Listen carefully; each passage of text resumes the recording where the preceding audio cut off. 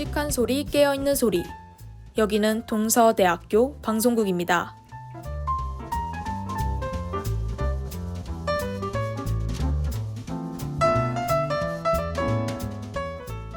저희는 올바른 학내 문화의 정착과 모든 학우들이 공감하고 함께할 수 있는 다양하고 알찬 프로그램을 제작, 방송하고 있습니다. 또한 아침 30분간 앞서가는 동서인의 소리를 담아내도록 노력하고 있습니다. 지금부터 정규 방송을 시작하겠습니다.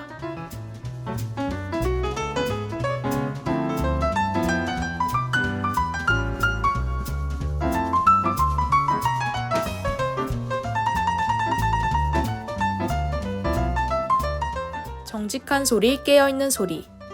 여기는 동서대학교 방송국입니다. DS, UBS.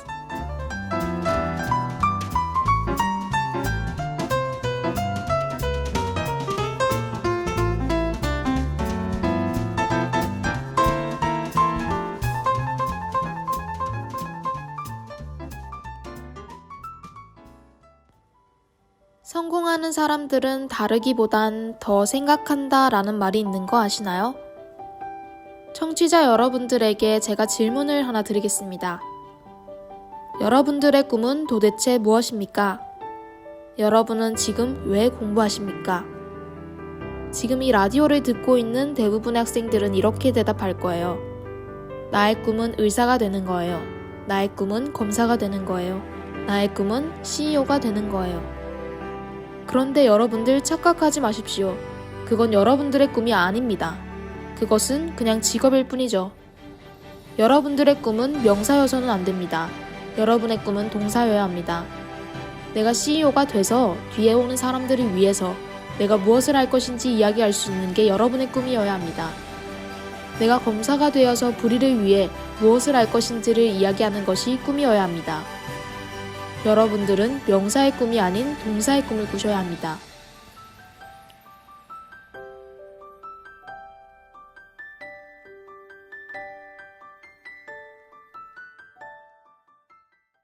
제가 평소와는 다르게 좀 단호하게 얘기했죠? 제가 방금 얘기한 것들은 인터넷 강의를 듣던 도중에 강사가 제자들에게 한 말이 너무 감명 깊어서 저도 여러분들에게 똑같이 한번 따라해봤습니다. 네, 죄송하고요. 어쨌든 본론으로 가자면 한 번씩 꿈에 대해서 잊고 사는데 이 말을 들으니까 다시 한 번 더 생각해보게 되는 계기가 된 것 같아요. 적어도 저는 그랬거든요. 여러분들도 혹시 잊고 있던 꿈이 있진 않은지 예전의 열정과 패기를 아직도 갖고 있는지 생각해보며 박미나의 단란한 아침, 오늘은 신란한 아침이라고 해야 하나요? 어쨌든 노래 듣고 시작하도록 하겠습니다. 지난 시간에는 드라마를 소개해드렸죠. 넷플릭스에 탑재되어 있는 프리즌 브레이크를 소개해드렸습니다. 그래서 이번에도 여전히 드라마를 추천드리려고 합니다.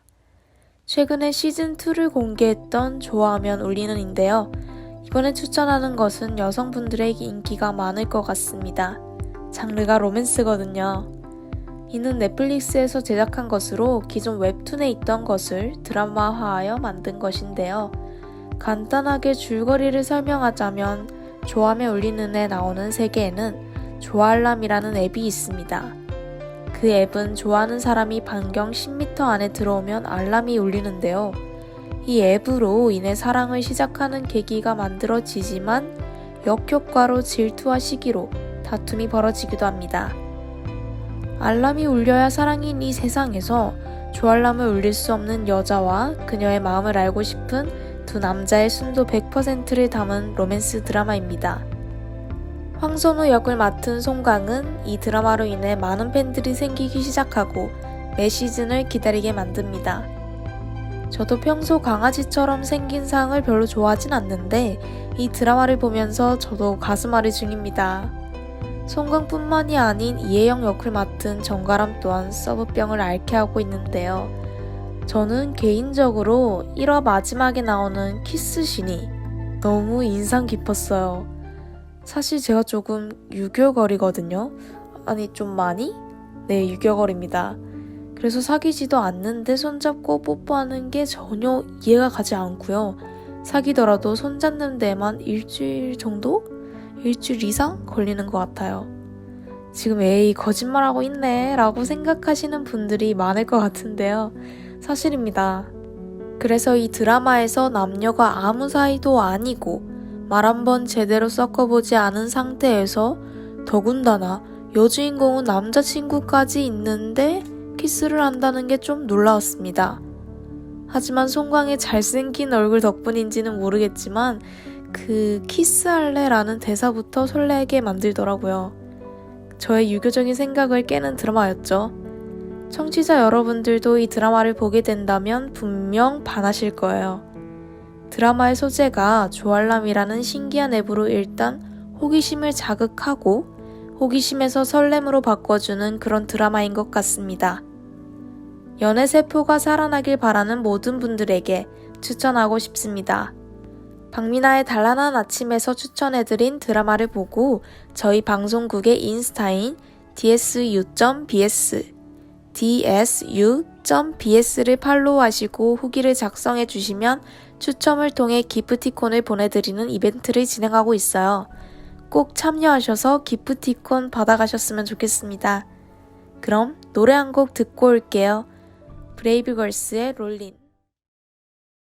이번 코너는 진실일까 거짓일까 코너입니다.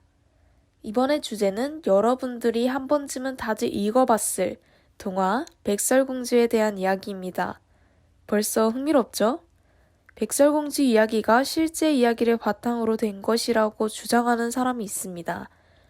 지금부터 이야기 들려드릴게요. 백설공주는 그림 형제가 쓴 책입니다. 백설공주는 아름다운 공주가 계모의 시샘을 받아 독살당하지만 왕자의 도움으로 되살아났다는 행복한 동화입니다.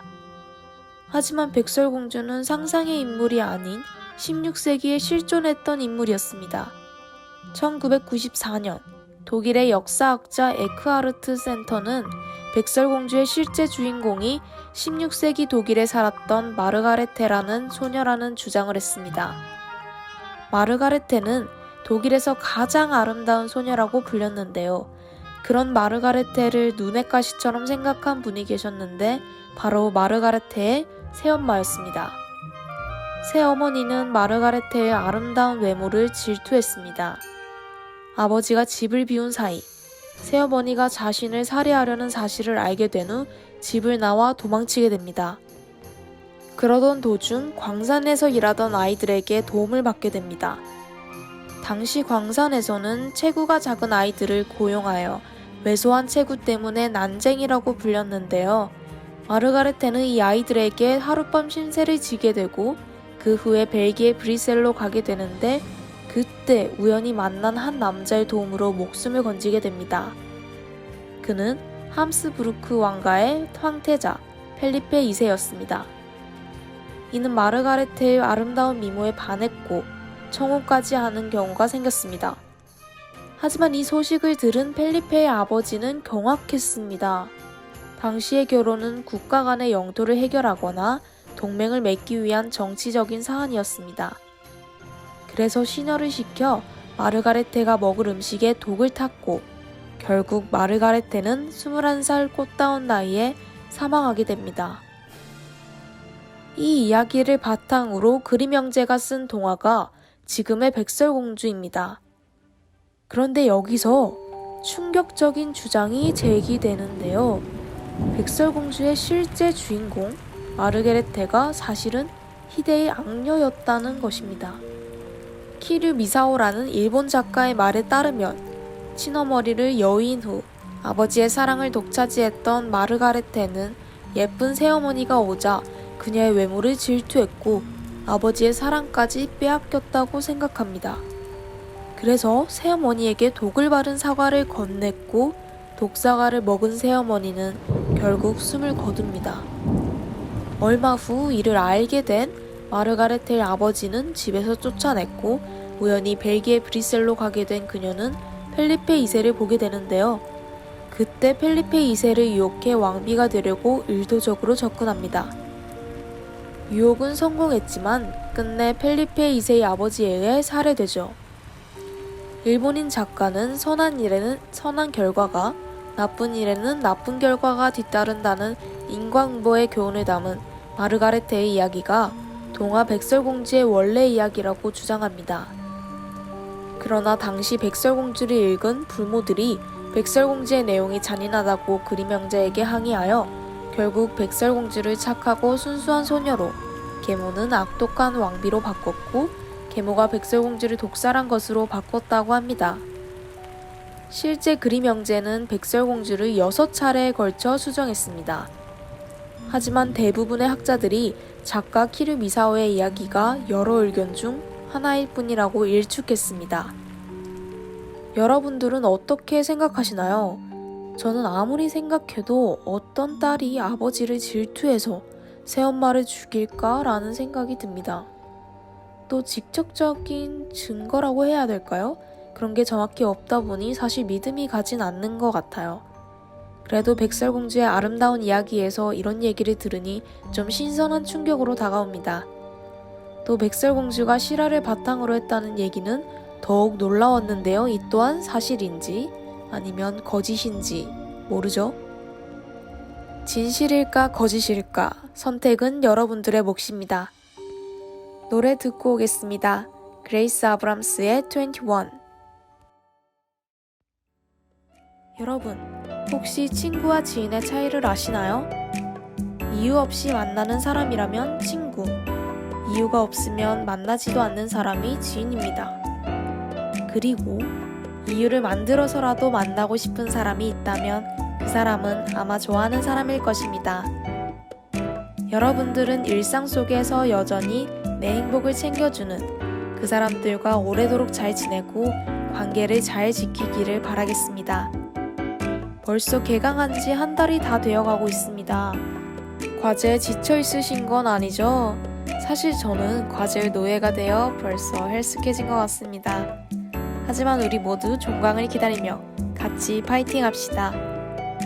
오늘 하루도 단란하게, 매일을 단란하게. 이상 DJ 박민아였습니다.